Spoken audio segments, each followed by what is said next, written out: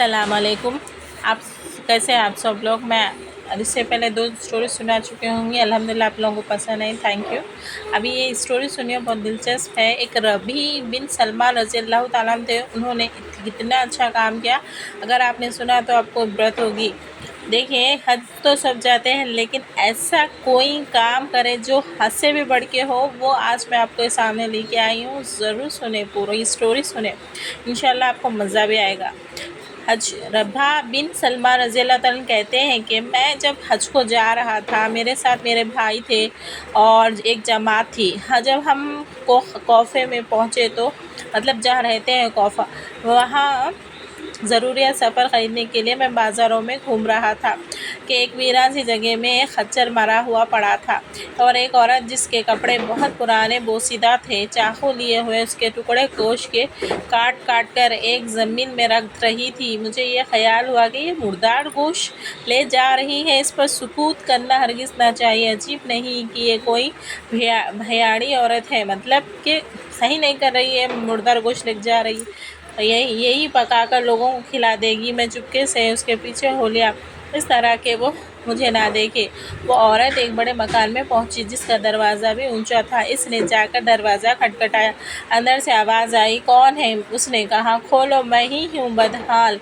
दरवाज़ा खोला गया और उसमें 4 बेटियाँ आईं जिनके चेहरे से बदहाली और मुसीबत के आसार ज़ाहिर हो रहे थे। वो औरत अंदर गई और ज़मीन इन लड़कों के सामने रख दी। किवाड़ों की दरवाजे से झांक रहा था। मैंने देखा अंदर से घर बिल्कुल बर्बाद खाली था। उस औरत ने रोते हुए लड़कियों को आवाज़ दी कि लो, इसको पका लो और अल्लाह का शुक्र अदा करो। अल्लाह ताला का अपने बंदों पर इख्तियार है, इसका कब्ज़े में लोगों के खुल्ब है। वो लड़कियां इसको काट काट कर आग पर भूनने लगी। मुझे बहुत ज़ईक़ हुई। मैंने बाहर से आवाज़ दी, ऐ अल्लाह की बंदी, अल्लाह के वास्ते इसको ना खा। वो कहने लगी, तू कौन है? मैंने कहा, मैं एक परदेसी आदमी हूँ। कहने लगी, ए परदेसी, तू हमसे क्या चाहता है? हम खुद ही मुक़द्दर के कैदी हैं। 3 साल से हमारा ना कोई मोइन ना मददगार है, तो तू हमसे क्या चाहता है? मैंने कहा, माजूसियों के एक फ़िरक़े के सिवा मुर्दार का खाना किसी मज़हब में जायज़ नहीं। वो कहने लगी, हम ख़ानदान नबूवत के शरीफ सईद हैं। इन लड़कियों का बाप बड़ा शरीफ था और अपने ही जैसों से उनका निकाह करना चाहता था। इसकी नौबत ही ना आई, उसका इंतकाल हो गया। जो तरका में इसने छोड़ा वो ख़त्म हो गया। हमें मालूम है कि मुर्दार खाना जायज़ नहीं, लेकिन इस्तरार में जायज़ हो जाता है।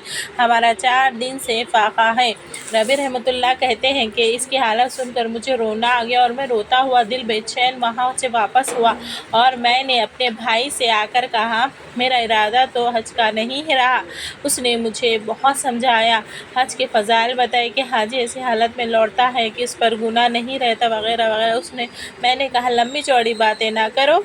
ये कहकर उन्होंने अपने कपड़े और एहराम की चादरें, जो सामान मेरे साथ था, वो लिया।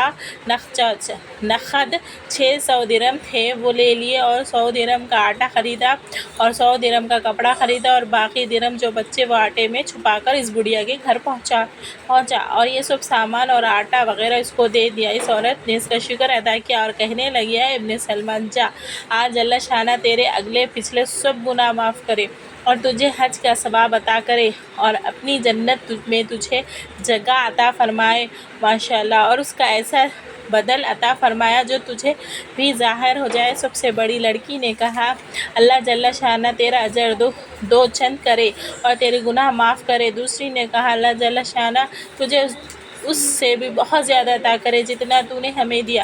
तीसरी ने कहा, हक़ ताला शाना हमारे दाद के साथ तेरा हश्र करे, दादा के साथ तेरा हश्र करे। चौथी ने कहा, जो सबसे छोटी थी, कहा, है अल्लाह, जिसने हम पर एहसान किया, तू उसका नेमो बदल इसको जल्दी अता कर दे और उसके अगले गुनाह पिछले माफ़ फरमा दे।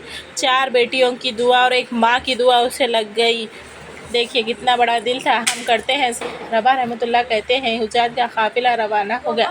मैं मजबूरन पड़ा रहा कोफे में।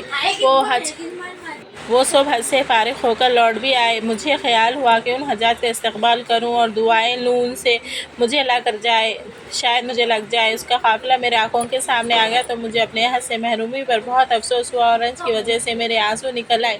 جب میں ان سے ملا تو میں نے کہا اللہ جل شانہ تمہارا حج قبول کرے اور تمہارے اخراجات کا بدلہ عطا فرمائے۔ اور ان میں سے ایک نے کہا یہ دعا کیسی؟ میں نے کہا ایسے شخص کی دعا جو دروازے تک حاضری سے محروم رہا ہو۔ وہ کہنے لگے بڑے تعجب کی بات ہے، آپ تو وہاں جانے سے انکار کرتا ہے، تو ہمارے ساتھ عرفات کے میدان میں نہیں تھا، تو نے ہمارے ساتھ رمی جمرات میں نہیں کی، تو نے ہمارے ساتھ طواف نہیں کیا۔ میں نے اپنے دل میں سوچنے لگا کہ یہ اللہ کا لطف ہے۔ اتنے میں خود میرے شہر کے حاجیوں کا قافلہ آ گیا۔ میں نے کہا حق تعالی شانہ تمہاری صحیح مشکور فرمائے، تمہارا حج قبول کرے۔ وہ بھی یہی کہنے لگے کہ ہمارے ساتھ عرفات پہ نہیں تھا یا رمی جمرات میں نہیں تھا، اب انکار کرنا تھا۔ تو میں نے شخص کے آگے بڑھا اور کہنے لگا کہ بھائی اب انکار کیوں کرتے ہو، کیا بات ہے؟ آخر تم ہمارے ساتھ مکے میں نہیں تھے یا مدینہ میں نہیں تھے؟ جب ہم قبر اطہر کی زیارت کر کے جب باب جبرائیل سے باہر کو آ رہے تھے، اس وقت ازدحام کی کثرت کی وجہ سے تم نے یہ تھیلی میرے ساتھ امانت رکھوائی تھی جس کی مہر پر لکھا ہوا ہے من عمل لنا ربیہ، جو ہم سے معاملہ کرتا ہے نفع کماتا ہے، یہ تمہاری تھیلی واپس ہے۔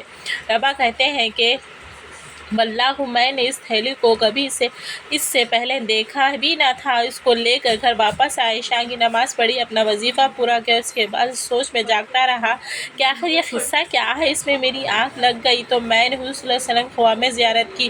میں نے حضور صلی اللہ علیہ وسلم کو سلام کیا اور ہاتھ چومے۔ حضور صلی اللہ علیہ وسلم نے تبسم فرماتے ہوئے سلام کا جواب دیا اور ارشاد فرمایا رب آخر ہم کتنے گواہ اس پر قائم کریں گے کہ تو نے حج کیا، تو مانتا ہی نہیں۔ سن، بات یہ ہے کہ جب تو نے اس عورت پر میری اولاد ہی صدقہ کیا اور اپنا زیادہ اصرار کر کے اپنا حج ملتوی کر دیا، تو میں نے اللہ جل شانہ سے دعا کی کہ وہ اس کا نعم و بدل تجھے عطا فرمائے۔ تو حق تعالی شانہ نے ایک فرشتہ تیری صورت بنا کر اس کو حکم فرما دیا کہ وہ قیامت تک ہر سال تیری طرف سے حج کیا کرے۔ میں تجھے یہ عوض دیا ہے کہ 600 درہم کے بدلے 600 دینار اشرفی عطا کی، تو اپنی آنکھ ٹھنڈک رکھ۔ پھر صلی اللہ علیہ وسلم بھی یہی الفاظ ارشاد فرمائے۔ من عمل ربی رحمۃ اللہ کہتے ہیں میں سو کر اٹھا تو اس کی تھیلی کو کھولا تو اس میں